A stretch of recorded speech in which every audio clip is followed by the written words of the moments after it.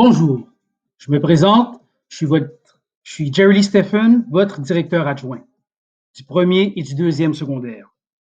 Je suis content de vous voir. À vrai dire, je suis extrêmement content de vous voir. Au nom de l'équipe, je vous souhaite un bon retour à l'école Leblanc. En cette période particulière de COVID-19, je fais la présentation en vidéo.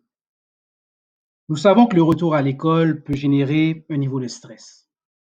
Nous ferons tout pour vous rassurer, vous mettre en confiance. Nous ferons de notre mieux pour vous accueillir. Et oui, les vacances sont terminées.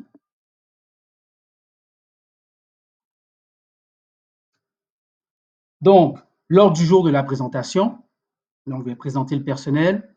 Ensuite, l'AFSEC, un petit rappel de l'AFSEC et les informations pour la rentrée. Bien entendu, moi-même, directeur adjoint Jerry Lee Stephen, ma secrétaire Karine Sauvé, TES. Que veut dire TES? Au fond, TES, c'est un technicien ou technicien en éducation spécialisée.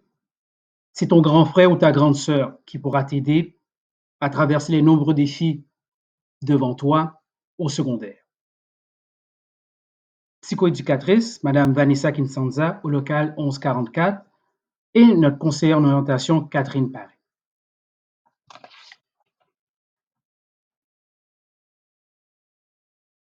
AFSEC. L'AFSEC, c'est un animateur de vie spirituelle et d'engagement communautaire. Madame Isabelle Michaud t'invite à t'impliquer dans ton école pour la transformer à ton image. Elle a plusieurs mandats.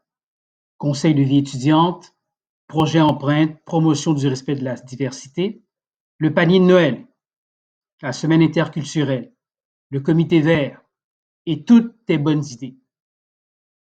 Va la voir au local 1311. La vie à Leblanc. Il y a plusieurs activités parascolaires, sportives et artistiques. Tu peux aller le visiter sur le site internet leblanc.cslaval.qc.ca ou sur notre page Facebook École Leblanc CSDL. Notre technicienne en loisirs qui s'occupe de toutes ces activités, Madame Karine Pajot.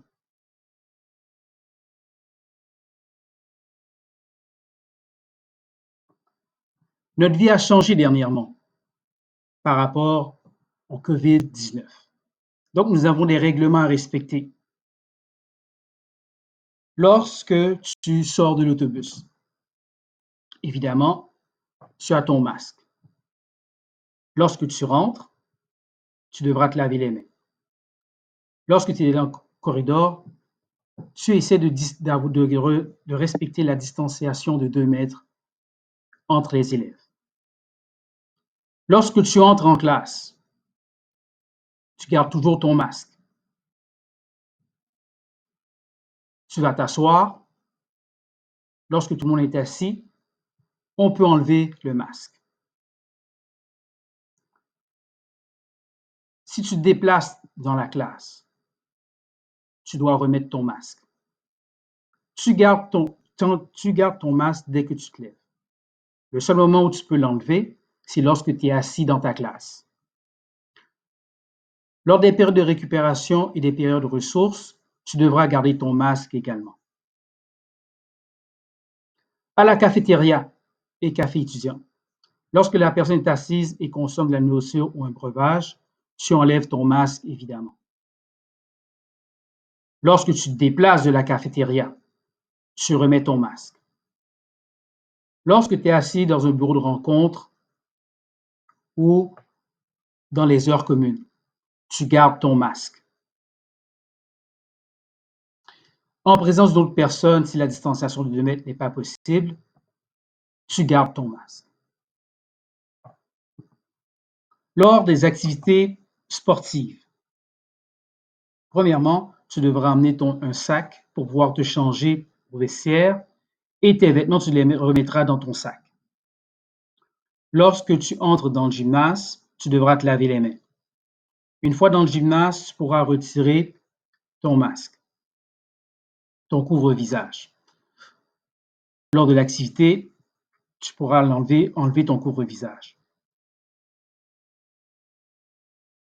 Lorsque tu es dans un amphithéâtre, lorsque tu es assis à une distance de 1,5 mètre des autres personnes, tu pourras enlever ton couvre-visage.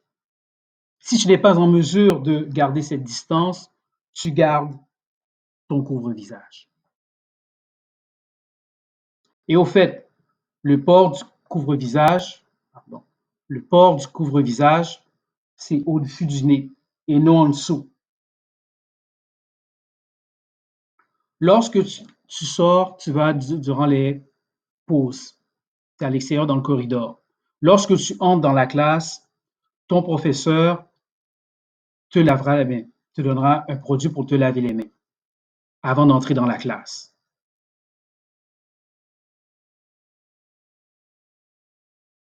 Présentement, tu es en classe avec ton tuteur. Le rôle du tuteur, te guider, un repère dans l'école, un encadrement pour toi.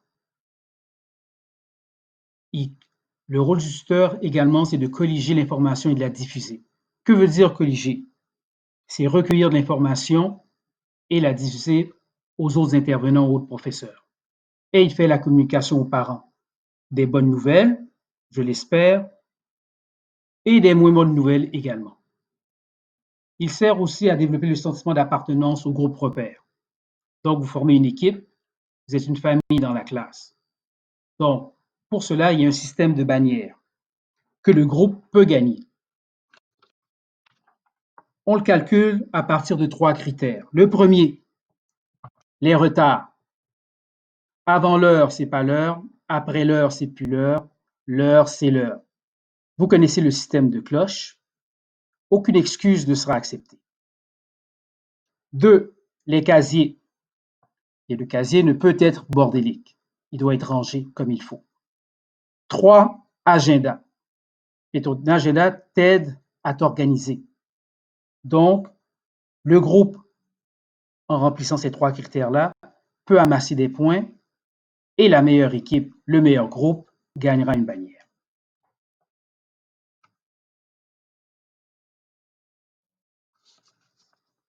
Tenue vestimentaire. Donc, chandail blanc, le logo à gauche de l'école, pantalon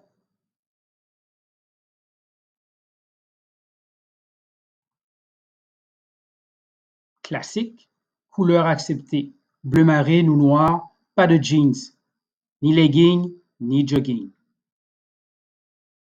Bermuda, pas de shorts sportifs, une seule couleur. Jupe, uniquement chez le fournisseur, uni bleu marine ou à carreaux.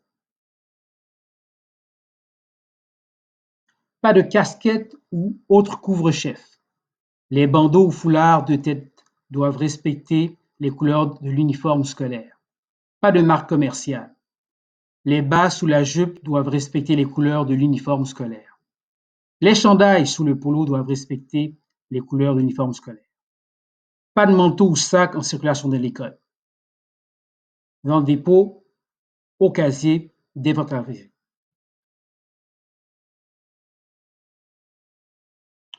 Les chaussures, fermées en tout temps lors des laboratoires en sciences. Le port de gougounes et claquettes est interdit.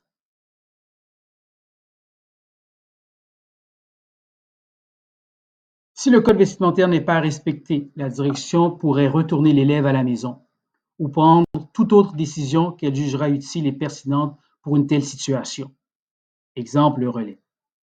Le port du T-shirt des concentrations théâtre, équipes sportives, défis sportifs et arts plastiques, basketball et autres sera accepté le lundi uniquement. Code de vie, les valeurs, respect, responsabilisation, tu es maître de ta réussite. Engagement, je t'invite à t'impliquer dans toutes les activités de l'école, soit sportives ou artistiques, pour développer toutes tes qualités, tous tes talents. Sécurité, on ne court pas dans le corridor. Communication, va vers les gens. Aie pas peur. Socialisation également. Ponctualité, un thème que je viens de parler tout à l'heure. Ponctualité. Persévérance. Rien n'a dit que ce serait facile dans différentes matières, mais il ne faut pas lâcher. Il faut continuer à travailler fort. Persévérance.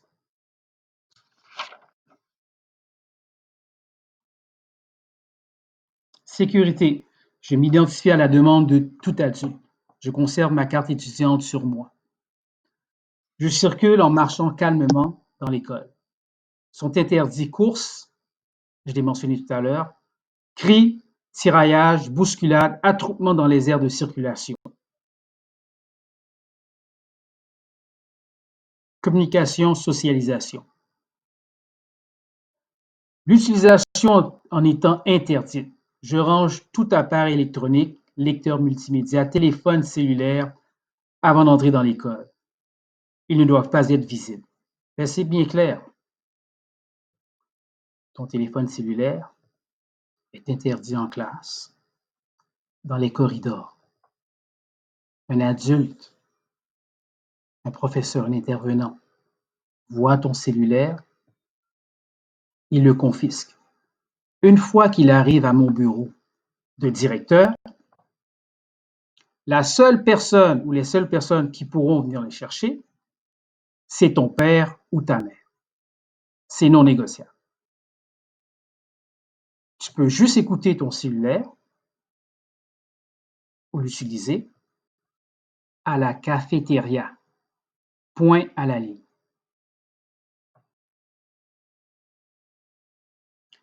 Ponctualité. Vous voyez que c'est un terme qui revient souvent avec moi. J'arrive à l'heure en classe. À l'heure veut dire, mais c'est pas, oui, professeur, je suis là, mais je vais chercher mon cahier, je l'ai oublié. Et la deuxième cloche sonne et tu es en retard. Non, c'est pas ça. Tous tes effets sont avec toi et tu rentres en classe à l'heure. Première cloche, c'est un signal. Je me dirige rapidement vers ma classe sans courir, avec tout mon matériel et je m'assois à ma place. Deuxième cloche, je fais silence et je suis prêt à commencer à travailler. Propreté, je mange mon repas du midi à la cafétéria. Je suis assis en tout temps à la cafétéria, sauf lorsque je me déplace pour aller chercher de la nourriture pour réchauffer mon repas. Je m'assure de laisser ma place de dîner propre. J'utilise les poubelles et les sacs de recyclage pour disposer de mes déchets. Je range régulièrement mon casier. Au fait, une erreur s'est glissée. Il n'y aura pas de four micro-ondes pour réchauffer les repas. Persévérance. Encore un thème qui revient. Pendant les cours, j'ai toujours ma possession mon agenda, devoirs, leçons, remise de travaux, évaluation, communication, récupération, rendez-vous, TES. Lorsqu'exceptionnellement je sors de mon cours, j'ai toujours mon agenda avec moi. C'est ta responsabilité. Code de vie, conséquences. Bon, il y a des conséquences positives, oui, effectivement, oui. Émulation avec le tuteur et les enseignants, le système de bannière dont je vous ai parlé tout à l'heure. Valorisation après chaque bulletin pour ton bon travail. Et, évidemment, il y a quelques conséquences négatives pour certains élèves qui ont certains défis. Donc, il y aura appel à la maison par l'enseignant. Retenue de l'enseignant de la direction. Appel de la direction. Expulsion de classe. Suspension interne ou externe. Les comportements attendus, respect et politesse. Je salue l'enseignant lorsque j'arrive en classe. Marque de respect. Respecte les gens, ils vont te respecter également. Je salue tout adulte lorsque je le vois pour la première fois de la journée au minimum. Si on me demande de m'identifier, je le fais immédiatement. Lorsque j'accroche quelqu'un, je m'excuse. Lorsque je suis en groupe, je libère l'espace dans les escaliers ou les corridors. En classe, je lève la main pour parler. Je m'assure que ce que j'ai à dire est adéquat. Et si j'ai un doute, j'attends la fin du cours pour en discuter avec l'enseignant. Oui, si tu veux parler, lève la main. Mais écoute ce que le professeur dit, parce que souvent, tu te concentres sur ta question et le prof est en train de répondre à ta question, mais tu es toujours concentré. Donc, là, quand tu lèves la main, le prof te dit bien, je viens de répondre. Autre chose, si tu sens que tu n'as pas rapport dans ta question, tu as des doutes, attends après la cloche, après le cours, et pose la question au professeur. Là, il pourra juger si c'était adéquat. J'attends le bon moment pour parler. J'admets mes torts. Je m'occupe de ce qui me concerne. Ça, ce dernier élément, ça évite beaucoup de problématiques si tu te mêles de tes affaires.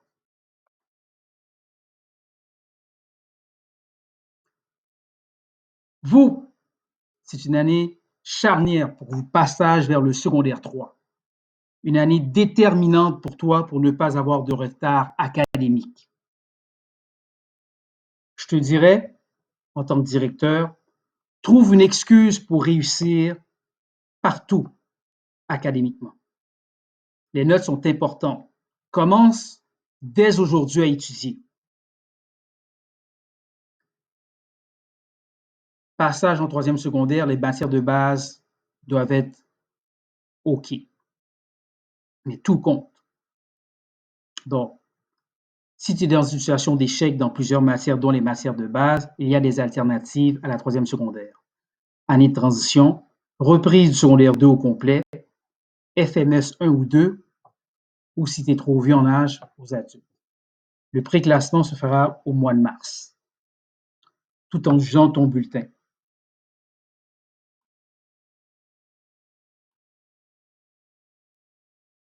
Bulletin 19 novembre, 20%, 25 février, 20%, 23 juin, bien 60%. Donc, deux premiers bulletins comptent pour 20%, 20-20, et le dernier, la dernière étape, pour 60%. Donc, je dois te répéter l'importance des récupérations. Tu dois te prendre en main quand tu sens que tu as de la difficulté dans une matière. Il y a des enseignants ressources qui peuvent t'aider. Il y a des mesures d'appui psychoéducatrices et TES ou rencontre avec la direction. Tous ces moyens-là sont là pour t'aider à réussir à franchir le prochain palier.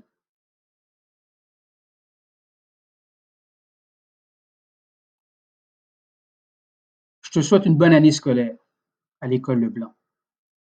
Garde le sourire. C'est une chance que nous avons de retourner à l'école. Profites-en. Merci et passez une bonne journée.